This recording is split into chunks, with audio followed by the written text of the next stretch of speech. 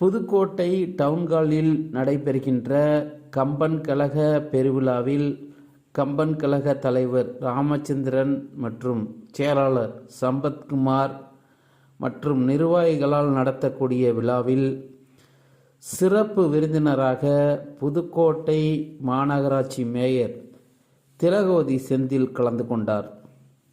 இந்நிகழ்ச்சியில் பல்வேறு போட்டிகளில் வெற்றி பெற்ற மாணவ மாணவிகளுக்கு பரிசுகளை வழங்கி சிறப்புரையாற்றினார்.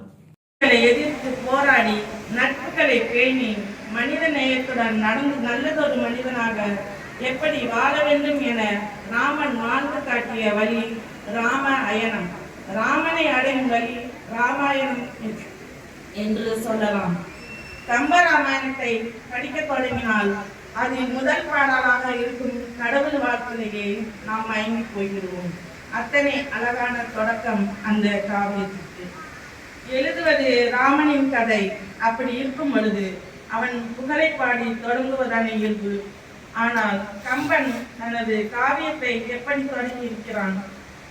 உலகம் யாவையும் தாமுல வாக்களும் நிலை பெருத்தலும் நீக்கலும் நீங்களா, அழகிலா விளையாட்டுடையார் அவர் தலைவர்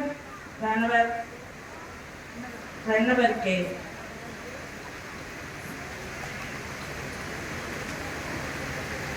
எழுதுவது ராமாயணமாக இருந்தாலும் ராமனின் பெயரை சொல்லாமல், ராமனாக அவதரித்த திருமாலின் பெயரை சொல்லாமல், வேறு எந்த கடவுளின் பெயரும் இல்லாமல் பொதுவான ஒரு தலைவனின் புகழ் பாடும்படியாக அமைந்திருப்பதே இந்த வாழ்க்கையின் சிறப்பு. நீர், நிலம், நெருப்பு, காற்று, ஆகாயம் என்ற பஞ்சபூதங்களால் ஆன இந்த உலகம் நாம் இருக்கும் உலகம் ஒன்று. அப்படி இருக்கையில் உலகம் யாவையும் என ஏன் எழுத வேண்டும்? உலகம் ஒன்றினை காணுல வாக்களும் என ஏன் எழுதவில்லை?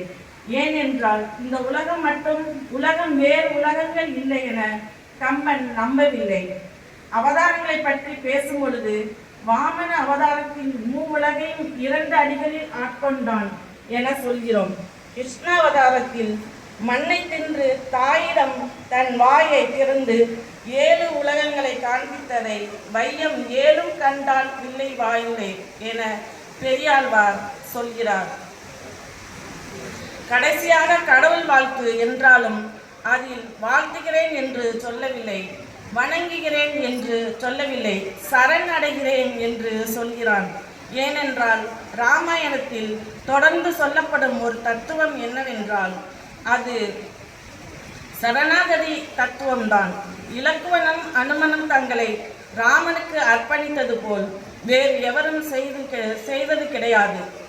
சுக்ரீவன் சரணடைந்தான், விபீடனும் சரணாகதி அடைந்தான். இப்படி இந்த காவியம் முழுவதுமே சரணாகதி தத்துவத்தை சொல்வதாக அமைந்துள்ளது. இவை அனைத்தும் வரப்போகிறது என்பதை கோடிட்டு காட்டவே முதல் பாடலான கடவுள் வாழ்த்திலும் கூட சரண் என சொல்லி கோடி காட்டி ஆரம்பிக்கின்றான் கம்பன். இப்படி ஒவ்வொரு சொல்லும் அத்தனை பொருத்தமாக எடுத்தாண்டிருப்பதால் தான் இணையே இல்லாத கவிஞன் சக்கரவர்த்தி கம்பன் என்றும் அழைக்கப்படுகிறான்.